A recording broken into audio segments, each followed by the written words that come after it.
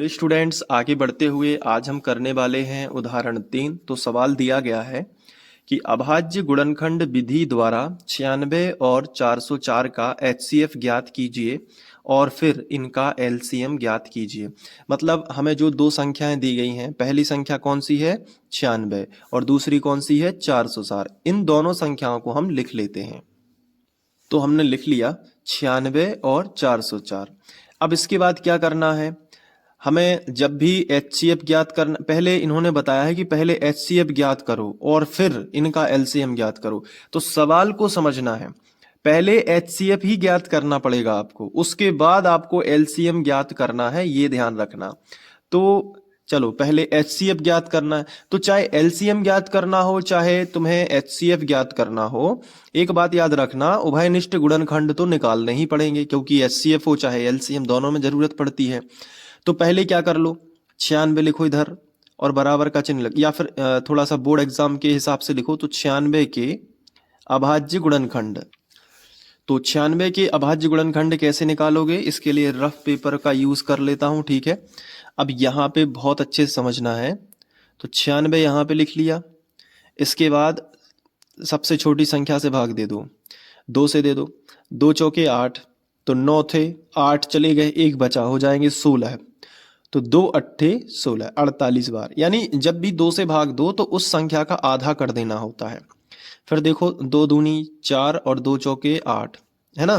फिर 2 से दे दो, 2 एकम 2 और 2 दूनी 4, ठीक है।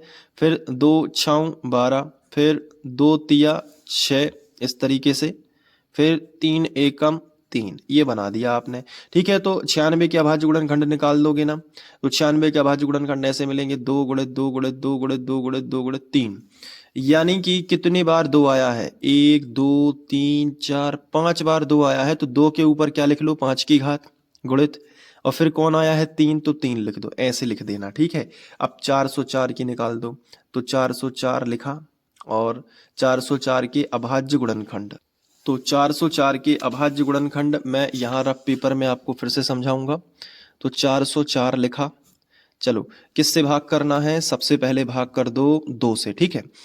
2 क्योंकि 4 इकाई अंक 4 है तो चला जाएगा, 2 दूनी 4, 2 बार गया, ठीक है। 2 दूनी 4, फिर 0 ज्यों का त्यों, और 2 दूनी 4, ठीक है। जब भी बीच में 0 हो तो वो आपको ज्यों का त्यों ही लगा देना है। 202 ही आएगा, इसका इसमें गुणा करोगे 404 आएगा। अब 2 से फिर दे दो, तो 2 एकम 2, 0 ज्यों का त्यों, और 2 एकम 2, 101 आ गया। अब जैसे ही 101 आया तो 101 जो है इसका किसी संख्या से विभाजित नहीं होता ये 101, तो 101 का ध्यान रखना कि 101 में 101 से ही जाएगा भाग एक बार। तो 2 कितने बार आया है, 2, तो 404 के गुणनखंड में 2 आया है 2 बार, तो 2 के ऊपर कितने की घात लगा देना, 2 की घात लगा देना। फिर कितना आया है, 101 आया है, तो फिर यहाँ पे लिख देना 101। बोलो समझ में आया, ठीक है। तो 404 के अभाज्य गुणनखंड हो गए 2 के ऊपर 2 की घात गुणित 101। अब पहले आपको क्वेश्चन देखना है कि पहले एचसीएफ ज्ञात करना है, तो बस पहले एचसीएफ पे फोकस करो। तो यहाँ पे हेडिंग डाल दो एचसीएफ, और जिन भी संख्याओं का एचसीएफ निकालना है उन्हें कोष्टक में लिखो। तो जैसे पहली संख्या 96 है, कॉमा दूसरी संख्या क्या है 404 है, तो ये लिख लो बराबर। अब देखो क्या करना है, बहुत ही सिंपल है। एचसीएफ मतलब उभयनिष्ठ गुणनखंड निकालना है, क्योंकि एचसीएफ हाईएस्ट कॉमन फैक्टर है। तो पहली संख्या के अभाज्य गुणनखंड और दूसरी संख्या के अभाज्य गुणनखंड में ऐसी संख्या ढूंढो, घात से कोई मतलब नहीं है, केवल संख्या ढूंढो, ऐसी संख्या ढूंढो जो दोनों में हो, जो दोनों में उपस्थित हो। तो आप कहोगे सर 2 संख्या इसमें भी है और संख्या 2 इसमें भी, घातें मत देखो, सिर्फ संख्या देखो, यहां भी 2 है और यहां भी 2 है, तो 2 तो है ही, ठीक है। अब एचसीएफ के मुताबिक सबसे छोटी घात लिखनी है, तो 2 के ऊपर सबसे छोटी घात कौन सी है, तो यहां 2 के ऊपर 5 की घात है, यहां 2 के ऊपर 2 की, तो यही छोटी हो जाएगी। तो 2 के ऊपर कितने की घात लगा दो, 2 की घात। इसको सॉल्व कर लो तो 2 दूनी 4, एचसीएफ कितना आ गया 4।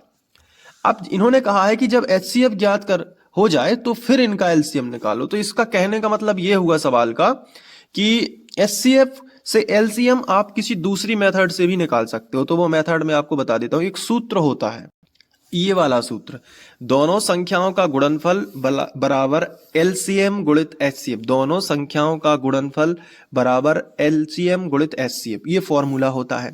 तो इस फॉर्मूले का उपयोग करके तुम ये वाला सवाल कर सकते हो। तो ये सूत्र याद रखना है, ठीक है, नोट्स में लिख लेना।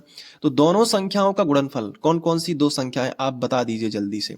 तो संख्याएं तो है 96 और 404, तो यहाँ पे लिख लेना 96, और गुणनफल है ना तो गुणा का चिन्ह लगा लेना और यहाँ पे लिख लेना 404 बराबर एलसीएम गुणित एचसीएफ। यानी एलसीएम कितना है अपना, तो एलसीएम तो भाई साहब अपन को ज्ञात करना है, तो एलसीएम यहाँ पे लिख लिया। और एचसीएफ कितना है, तो एचसीएफ अभी अभी ज्ञात किया है, कितना है, 4 है, तो 4 लिख लिया। अब जो 4 गुणा में है, गुणा वाली संख्या कहां लेके आओगे, बटे में। तो यहां देखो 96 और 404 को दोबारा से लिख लेना यहाँ पे, और बटे में क्या आ जाएगा, 4 आ जाएगा, और बराबर कितना आएगा, एलसीएम, क्योंकि गुणा वाली संख्या कहां जाती है, तो बटे में जाती है। अब इसको काट दो, तो काटोगे तो क्या आएगा, देखो ध्यान से, 4 से काट दो, तो यहां से 4 एकम 4, 4 दूनी 8, एक बचा, 4 चौके 16, तो 24 आ गया, ठीक है, 24 बार कट जाएगा, आप भाग करके देखना। तो 24 गुणित 404 आ गया अपना, और बराबर कितना आ गया, एलसीएम। अब 24 में 404 का हम गुणा कर लेते हैं रफ में, बड़े ध्यान से समझना कि पहले हमने लिख लिया बड़ी संख्या 404, फिर हमने लिख लिया 24। अब देखो, तो 4 चौके 16, 16 की 6 हासिल आ जाएगी, 1, 4 शून्यम शून्य, 1 ज्यों का त्यों, और 4 चौके 16, 16 गुणित 16। अब 2 का कर लो, तो 2 चौके 8, 2 शून्यम शून्य, और 2 चौके 8। अब देखो 6, 8 और 1 9, 6 ज्यों का त्यों, 8 और 1 9, 96, 96। तो यहाँ पे 96, 96 लिख देना कि यही क्या हो जाएगा, यही एलसीएम हो जाएगा। तो आपको जो है इस तरीके से सवाल को लगाना है। तो एलसीएम आ गया 96, 96, तो लिखना है यहाँ पे एक भाषा लिख देना, फिनिश लाइन, बोर्ड एग्जाम में अच्छे नंबर मिल जाते हैं। तो क्या लिखोगे कि अतः 96 और 404 का एचसीएफ कितना होगा, 4, और एलसीएम कितना होगा, 96, 96 होगा। अब आप चाहो तो इस सवाल को नोट भी कर सकते हो, और यहाँ से आप पूरा लिख लो बहुत अच्छे से। सवाल समझ में आ गया हो तो कमेंट कर देना, ठीक है, कमेंट से मेरा मोटिवेशन बनता है आपके लिए बार बार से सवाल बनाने के लिए। ये आप वीडियो को पॉज करके भी लिख सकते हो पूरा सवाल, ठीक है। तो ये है, तो अगर जो है ये वीडियो पसंद आया है तो इसे लाइक कर देना है। मिलते हैं अब उदाहरण जो है 5 में, सॉरी 4 में, क्योंकि ये तो 3 उदाहरण था। Thank you.